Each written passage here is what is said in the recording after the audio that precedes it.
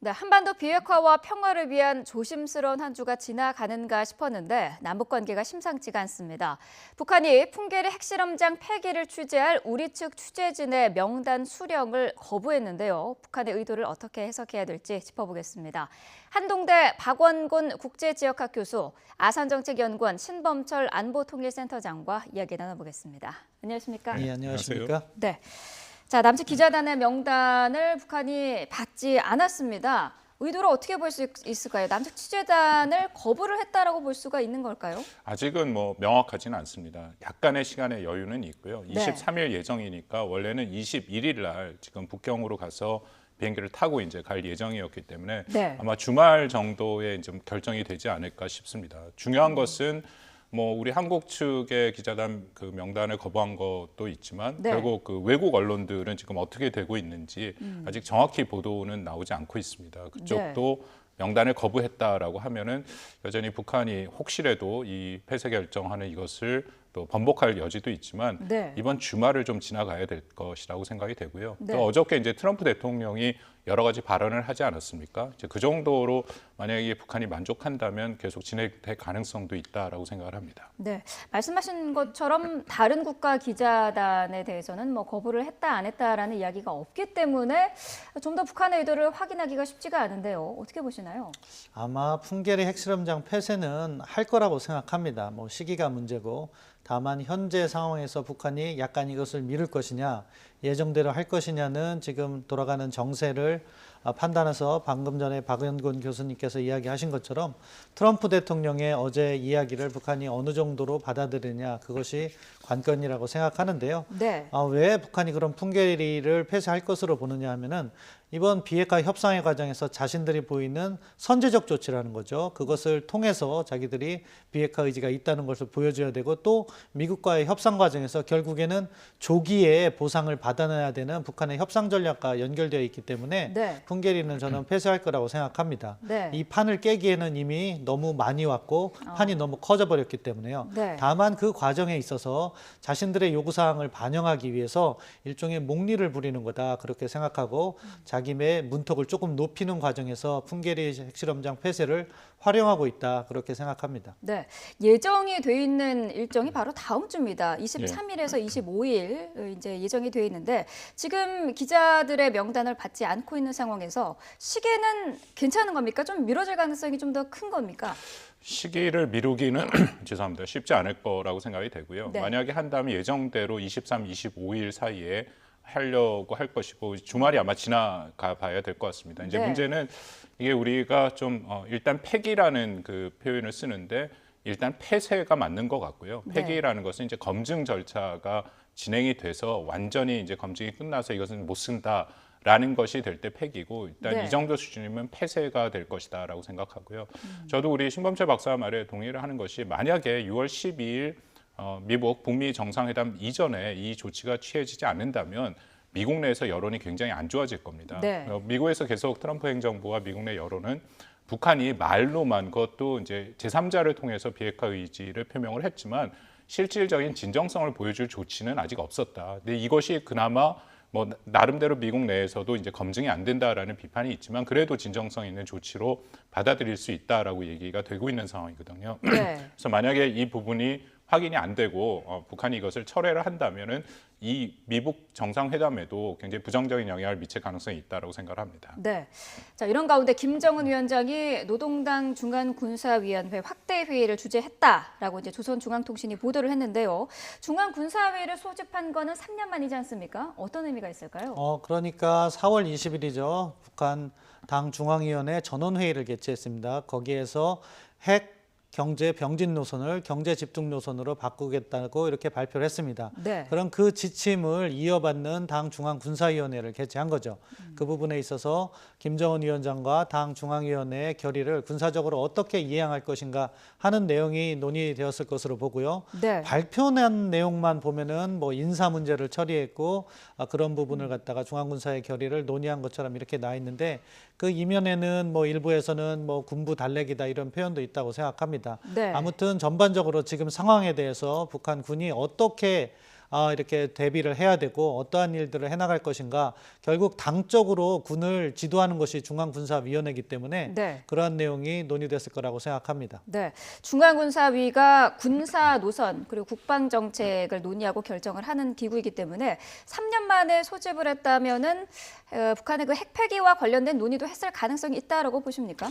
여전히 그 중앙위 전원회의에서 결정서들이 나온 걸 보면은 사실은 병진 노선의 승리를 얘기를 한 거죠. 그래서 우리가 뭐 결정서 다 많이 읽고 분석이 끝났습니다만 네. 그 안에서 비핵화라는 단어는 우리가 찾아볼 수가 없습니다. 그래서 기본적으로 일단 핵과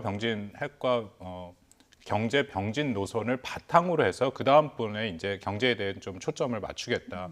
이번에도 이 지금 회의에 대한 그 북한의 공식 매체에서 나온 내용은 4월 20일 날 했던 그 전원회의의 결정을 뒷받침하는, 그러니까 국방 분야에서 어떻게 뒷받침해 나갈 수 있느냐 이제 그런 얘기들이고요. 또 그 안에서 어떤 비핵화라든지 핵무력에 대한 얘기는 전혀 없었습니다. 둘 다 네. 없었다라는 거에 또 뭐 의미를 부여할 수도 있다라고 생각이 됩니다만 현재로서는 일단 뭐 이게 공개가 안 되니까 좀 조심스럽긴 합니다만 어쨌든 군에게도 지금 이 일련의 변화되는 과정에 대해서 어느 정도 설명이 필요하고 또 네. 군부 내에서 일종의 뭐 표현은 안 하겠지만 나름대로 불만이 있을 가능성이 있으니까 이제 그런 내용들도 좀 담지 않았는가. 그리고 핵심은 말씀드린 것처럼 결국 4월 20일 전원회의 결정을 뒷받침하는 그런 조치들에 대해서 논의가 됐으리라 생각합니다. 네, 말씀하신 대로 그 북한 군부의 반발이 있었을 것이다라는 그런 언론의 보도도 있었는데 이런 부분에서 내부 단속 차원이라고도 볼 수가 있겠군요. 뭐 그런 측면도 배제할 수는 없을 겁니다. 아무래도 군부는 핵을 원할 거고 네. 보다 강경한 대외 정책을 원하는 것이 일반적인 속성이라고 보니까요. 네. 하지만 저는 큰 틀에서 볼 때는 이미 김정은 위원장이 북한 군부는 장악했다. 따라서 북한의 전략을 어떻게 구체적으로 이렇게 집행할 것인가 군 차원에서 그런 논의가 있었다고 생각하고 네. 좋은 말씀 해주셨는데 뭐냐 지금 북한이 비핵화를 할 의지가 있다 비핵화 대화에 나올 의지가 있다 이런 표현을 하지만 아직 비핵화를 하겠다고 한 건 아닙니다. 네. 그런 차원에서 북한은 어떻게 보면은 그 핵무력과 관련해서는 내부적으로는 NCND 확인을 하지 않는 거죠. 정말로 비핵화를 완전히 하겠다는 건지는 네. 그런 식으로 가다가 정말로 협상이 이루어져서 비핵화 조치를 취한다. 북한이 갖고 있는 핵물질이나 핵무기를 뭐 미국으로 이관한다. 그때 그럴 때는 그런 내용에 대해서 구체적인 이야기가 나오겠지만 그 직전까지는 약간의 모호성을 가져가면서 만약에 협상이 결렬되더라도 과거로 돌아갈 수 있는 여지를 남겨놓고 지금 정책을 전개하는 것이 아닐까 그런 생각이 들게 합니다. 네. 자, 이번 주부터 이제 북한의 갑작스러운 태도 변화에 당혹스러워하는 그런 국가들도 많은데 남북 고위급 회담을 연기를 한 데 이어서요. 리선권 위원장이 엄중한 사태가 해결되지 않는 한 남조선의 현 정권과 다시 마주 앉을 일은 쉽게 이루어지지 않을 것이다 라고 밝혔습니다. 이 엄중한 상황이라는 건 어떤 걸 말하는 걸까요? 뭐 두 가지를 얘기를 했습니다. 첫 번째는 연합훈련과 그 미국이 이제 전개하는 연합 전력 자산에 대해서 특히 이제 맥스 썬더 훈련이라는 특정한 지금 훈련을 얘기를 했지만 네. 저는 좀 더 큰 틀에서 얘기를 하고 있다라고 보여지고요. 두 번째는 이제 태영화 공사를 비롯한 국내 이제 탈북자들의 이른바 북한의 최고 존엄을 건드리는 행위 두 가지를 지금 얘기를 하고 있죠. 네. 근데 여전히 뭐 우리가 생각하는 것이 이것이 단순히 이제 한국에 대한 그런 비난과 그런 메시지 외에도 당연히 이제 앞으로 있을 6월 10일 미국 북미 정상회담을 앞두고 한 그 어떤 함의를 갖고 움직이는 것이 맞다라고 생각합니다. 특히 연합훈련과 그 전략자산 전개 문제는 북한이 늘 원했던 이른바 이제 체제 보장의 핵심이거든요. 네. 그런 체제 보장을 받기 위해서는 당연히 이제 그 연합훈련의 문제들을 얘기해야 되는데 미국의 기본 입장은 여전히 그런 부분의 군사적인 어떤 조치에 대해서는 북한과의 협의를 안 하겠다라는 그런 입장이고 설사 그 협의를 하더라도 그것은 북한의 비핵화의 마지막 단계 정도에서 고려가 된다. 근데 북한의 입장에서는 어쨌든 체제 안전 보장이 중요하니까 그 부분이 뭐 북한이 늘 말하는 것처럼 동시적, 단계적으로 이루어져야 된다. 그런 것들을 지금 아마 염두에 두고 일단 한국을 통해서 미국한테 그런 메시지를 전달하는 부분이 있다라고 생각이 됩니다. 네. 리 위원장의 발언에도 불구하고 우리 측에 변화가 없지 않았습니까? 오히려 판문점 선언의 그 정신에 위배된다라는 성명도 발표를 했는데 이거에 대한 반발로 이 남측 기자단의 그 명단을 받지 않은 것으로도 볼 수가 있을까요? 뭐 큰 틀에서는 영향을 미쳤다고 볼 수밖에 없는 상황이 전개되는 것 같습니다. 네. 북한의 입장에서는 지금 우리 한국 측에 대해서 왜 이러냐, 어떻게 보면 이번 협상이 진행되는 과정에서 북한의 입장에서는 북한의 이해를 100% 관철하는 것이 좋은 거죠. 네. 그러면 어떻게든 자기들의 핵을 오래 가지고 있고 그러면서 미국으로부터 보상을 먼저 받은 다음에 내려놓든가 아니면 상황이 지연되면 전략 상황이라는 건 항상 변하는 거니까 자기가 다시 핵을 가질 수도 있는 거고 네. 이러한 협상을 희망할 겁니다. 반대로 우리나 미국은 북한의 핵을 조기에 제거함으로써 완전한 비핵화를 이어러 나가는 과정인데 이 과정에서 북한이 자기들의 이익을 관철하기 위해서 미국과 한국에 대해서 나름대로 자신들의 요구사항을 전개하는 것으로 보고 그 요구사항이 때마침 전개되고 있는 연합군사훈련과 태영호 공사의 발언이었다는 거죠. 그것은 네. 어떻게 보면은 구실을 찾는 거에 불과하다. 만약에 다른 이슈가 있었으면 다른 이슈라도 제기를 했을 거라고 생각합니다. 네. 왜 그러냐? 사실은 연합군사훈련은 이번 맥스 선더 훈련은 3월 말에 우리가 독수리 훈련 축소 발표할 때 이미 알려줬던 겁니다. 그럼에도 불구하고 정상회담을 개최했고 네. 그럼에도 불구하고 폼페오 국무장관은 그 사이에 2번을 북한에 가서 김정은 위원장과 만났습니다. 그때 이야기를 제기했어야죠. 그런데 네. 그렇지 않고 갑자기 문제를 제기한다는 것은 북한이 이제 협상이 진행되는 과정에서 지난주에 있었던 미국에서 보다 강도 높은 비핵화 요구에 대한 반발을 이런 구실을 찾아서 대응하는 것이다. 그렇게 보고요.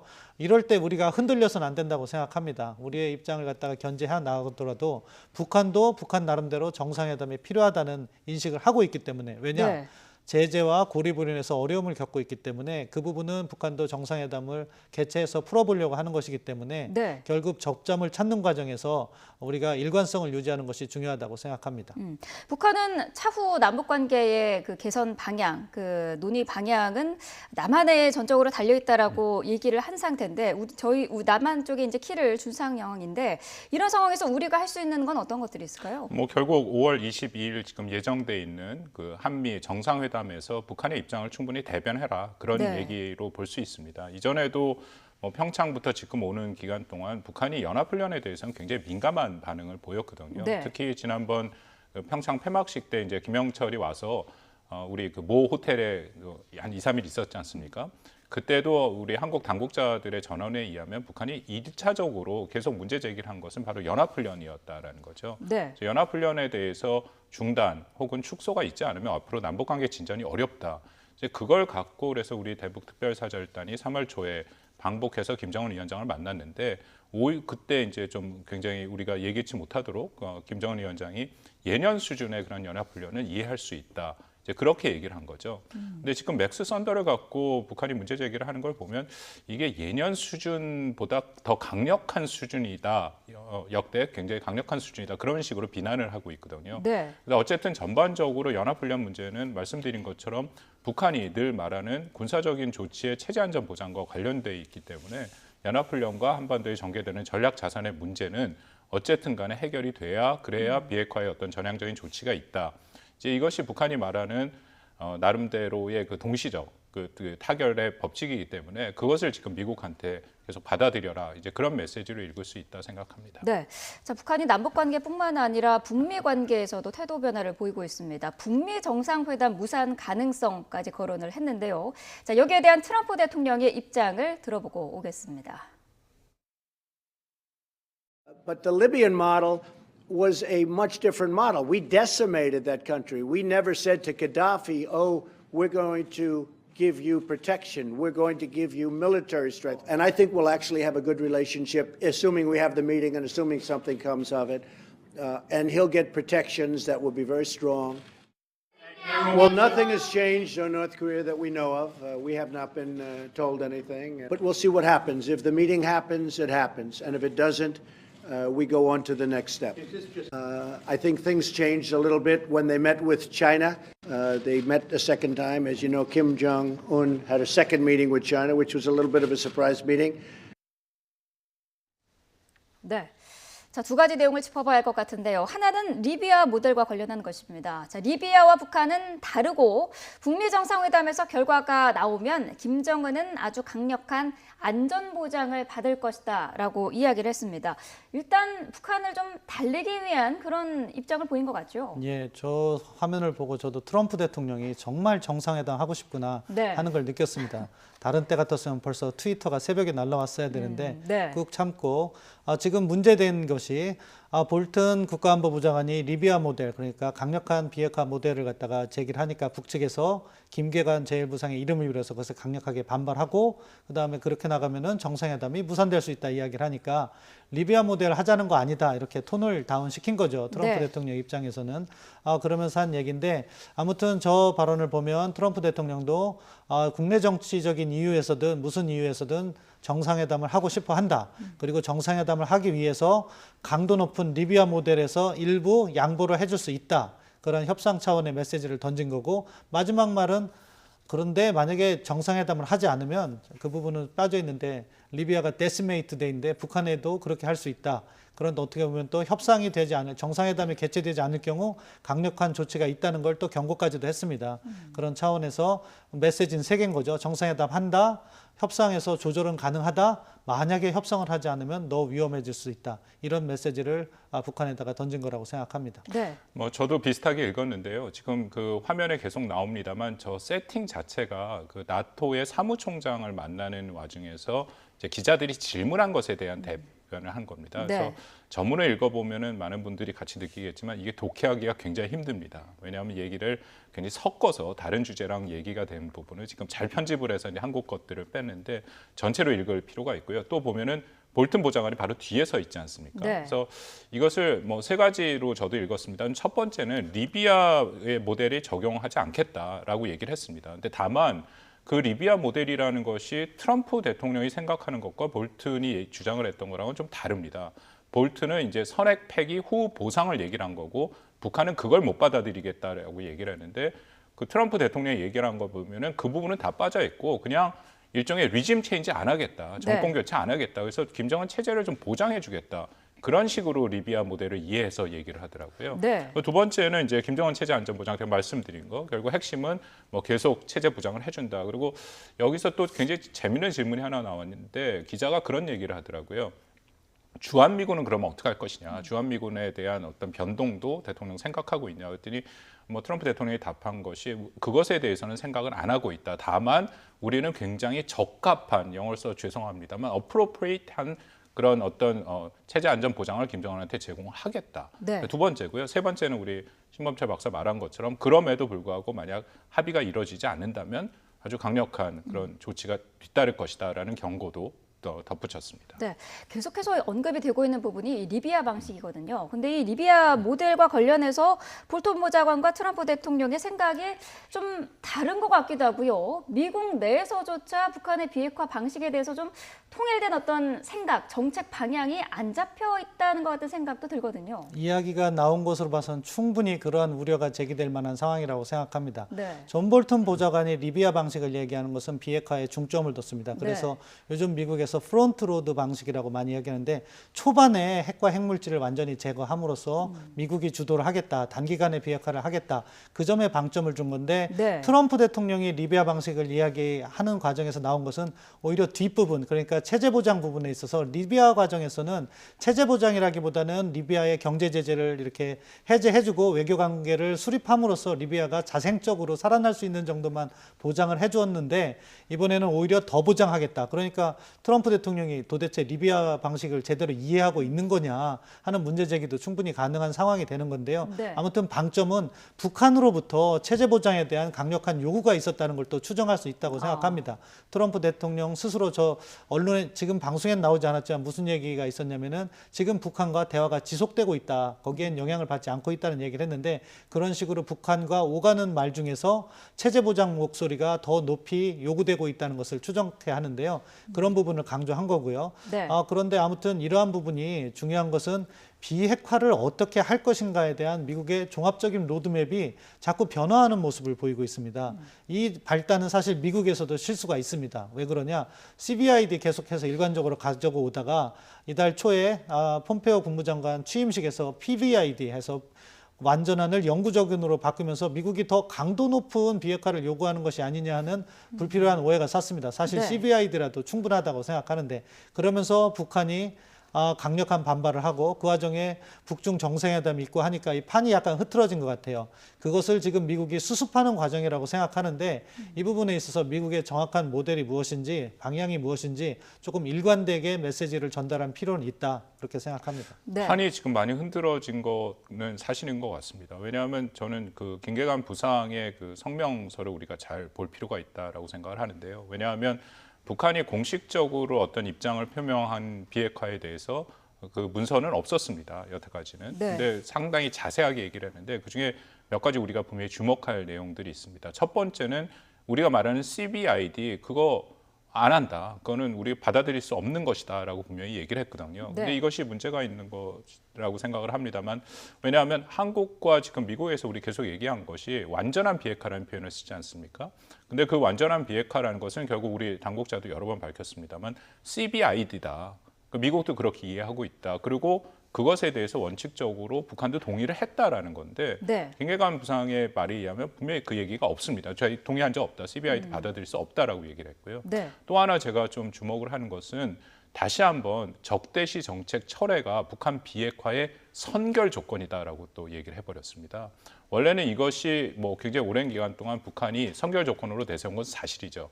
그것은 뭐 말씀드린 연합훈련, 전략자산, 심지어 주한미군까지 포함해서 그 문제가 해결이 돼야, 다시 말씀드리면 미국의 북한 적대시 정책이 해결이 돼야 북한이 비핵화를 할 수 있다라는 건데, 네. 이것이 이제 시진핑 주석을 만나고 나서 동시적, 단계적으로 바뀐 거거든요. 네. 그러니까 같은 형태로 가면은 자신들이 동시적으로 할 수 있다 했는데, 이번에 김계관 부상의 말에 의하면 다시 선결 조건이 돼버렸다라는 겁니다.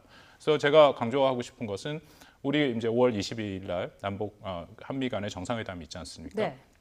우선적으로 확실한 비핵화가 도대체 뭔지 최소한 한국과 미국은 확실하게 그것에 대해서 다시 한번 정의를 내려야 되고요. 그걸 네. 갖고 이제 북한을 설득하는 작업이 돼야 되고, 두 번째는 북한이 계속 말하는 체제 안전 보장에 대해서 과연 어떤 수준에서 한미가 체제 안전 보장을 이룰 수 있느냐. 지금 뭐 많이 얘기되고 있는 경제적인 것은 김계관 부상이 또 얘기를 했습니다. 경제적인 거 우리 관심 없다. 결국 핵심은 군사적인 조치로서의 체제 안전 보장인데, 그것을 한미가 어느 수준에서 받아들일 수 있는지에 대해서 이번 22일 회담에는 정확하게 우리가 좀 결정할 필요가 있다고 생각을 합니다. 네. 자, 또 하나 짚어볼 부분이 바로 중국의 영향입니다. 트럼프 대통령이 김정은이 중국을 방문한 뒤에 조금 변화가 생긴 것 같다라고 이야기를 했는데, 김정은 위원장이 3월과 이달 초에 연속해서 이제 중국을 방문하지 않았습니까? 그러면서 정말 중국의 영향력이 좀 더 커진 걸로 볼 수 있을까요? 중국의 영향력이 커졌다기보다는 북한과 중국과의 이렇게 정상회담이 이루어진 뒤에 북한의 입장이 바뀐 거죠. 그런 부분에 있어서는 북한이 중국의 영향을 받아서 자기들의 목소리를 높이는 그런 과정에 있다, 이렇게 볼 수 있는데요. 네. 왜 그런 추정을 가능케 하느냐, 두 가지 가설이 가능하다고 생각합니다. 먼저 미국은 지금 협상을 진행하는데 북중 정상회담 이후에 북한의 요구사항이 계속 까다롭게 변화하고 있다. 그러면 그걸 자연스럽게 추정을 할 수가 있는 것이죠. 네. 다른 한편으로는 미국은 결국 북한 그 제재를 갖다가 모니터링하기 위해서 중국에도 계속 이렇게 뭐 CIA나 이렇게 관찰 요원을 파견해 있을 겁니다. 그런데 중국으로부터 북한에 새로운 물자가 들어가는 것을 갖다가 목격하고 있다. 그런 얘기가 충분히 가능한 거죠. 전반적으로 보면 왕이 부장이 5월 첫째 주에 중국을 방문해서 북한을 방문해서 김정은 위원장과 얘기할 때 중요한 얘기를 했습니다. 한반도 평화의 근본적 위협을 청산해야 된다. 그것은 항상 이야기할 때 한미동맹과 주한미군을 향해서 하던 이야기거든요. 네. 그리고 또 시진핑 주석이 김정은 위원장과 만난 다음에 트럼프 대통령과 통화를 할 때 무슨 얘기를 했냐면은 북한의 안보 우려를 이해해야 된다. 그 안보 우려 역시 한미동맹과 주한미군이었습니다. 중국 쪽에서 그런 이야기가 나오고, 때마침 지금 북한이 문제를 제기하는 것도 한미연합군사훈련, 이미 양해를 한 것으로 이해했던 한미연합군사훈련을 가지고 이야기를 하니까 네. 그럼 북한이 지금 이렇게 대화에서 보다 자기들의 목소리를 강도 높게 이야기하는 것이 중국이 어떠한 보장을 해준 것이 아니냐 하는 그러한 우려를 제시하고 있는 거라고 생각합니다. 네. 그동안 북한은 미국을 이제 홀로 상대를 해 오다가 지금 뭐 미중 간의 그 어떤 그 중국과의 공동 전선을 펴게 되는 그런 상황이 되는 것 같은데 그러면은 북한이 좀 유리한 상황 아닌가요? 뭐 북한은 그것을 당연히 계산에 넣었겠죠. 네. 특히 북한이 그 트럼프 대통령이 갑자기 그때 3월 달에 이제 우리 대북 특별 사절단이 갔다 와서 다시 이제 미국을 갔지 않습니까? 네. 그래서 미국과 북한의 정상회담 가능성을 얘기를 했는데 뭐 모두 예상치 못했습니다만 트럼프 대통령이 45분 만에 정상회담 하겠다라고 나선 거죠. 네. 그거는 뭐 북한도 예상을 전혀 못했다라고 생각하고 빨라야 잘 된다면 뭐 북한의 입장에서는 미국과의 협상이 잘 된다면 올해 말이나 내년 초 정도로 예상을 했는데 이게 굉장히 앞당겨져서 북한의 입장에서도 계산상 좀 차후가 생긴 것이고요. 네. 그러려면 여러 가지 준비 상황이 필요하고 특히 트럼프 대통령의 그 불확실성 그리고 굉장히 강력한 수단을 통한 최대 압박에 대해서 대응하려면 당연히 이제 중국이 필요했던 것이고 네. 그래서 이제 2번이나 방문을 했다라고 생각을 하고요.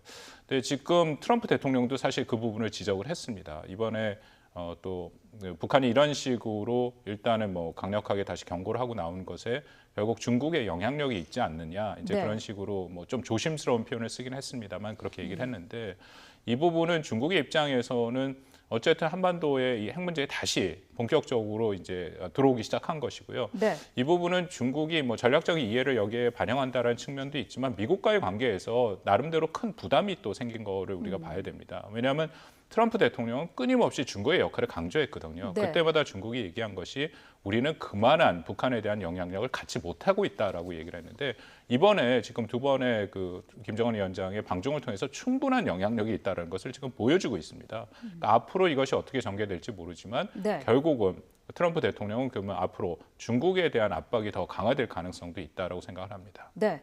자, 이런 가운데 22일에는 한미 정상회담이 열리게 됩니다.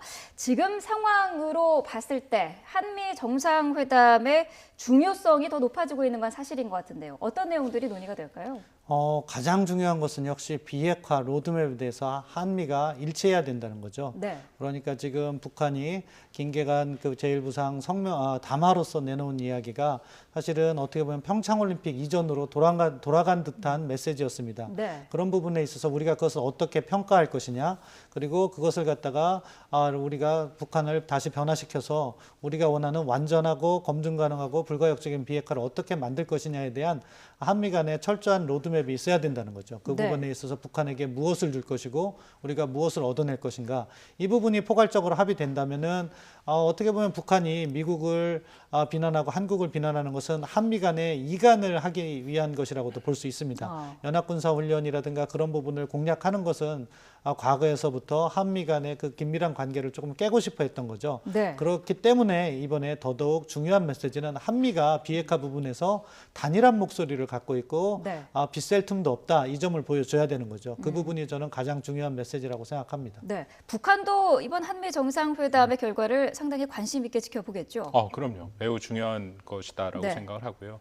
특히 이제 계속 이런 식으로 북한이 지금 문제 제기를 하는 것이 5월 22일 날 정상회담에서 특히 한국이 북한의 입장을 좀 반영해 주기를 원하는 것이고요. 네. 또 트럼프 대통령이 우리 문 대통령을 만나서 지금 우리 신범철 박사 말한 것처럼 구체적인 어떤 비핵화의 로드맵을 짤 때 북한이 원하는 체제 안전 보장안이 그 안에 이제 당연히 포함되기를 원하는 그런 상황입니다. 그래서 22일이 아마 이 비핵화 과정에서 한번 굉장히 중요한 또 하나의 그 전기가 될 가능성이 있다라고 생각을 합니다. 네, 한미 정상회담 이후에 예정이 돼 있는 23일에서 25일까지죠. 풍계리 핵실험장 폐기 행사가 예정대로 진행되는지 이 부분이 앞으로의 북한의 의도라든지 그런 방향성을 판단할 그 가늠자가 되지 않겠습니까? 예, 가늠자가 된다라고 생각합니다. 네. 특히 미국의 입장에서는 그것이 북한이 진정성을 보일 수 있는 일종의 실질적인 조치라고 계속 얘기를 하고 있기 때문에 네. 만약에 하면 이제 뭐 원래 계획대로 하면 문제가 없지만 그것을 시행하지 않는다라면은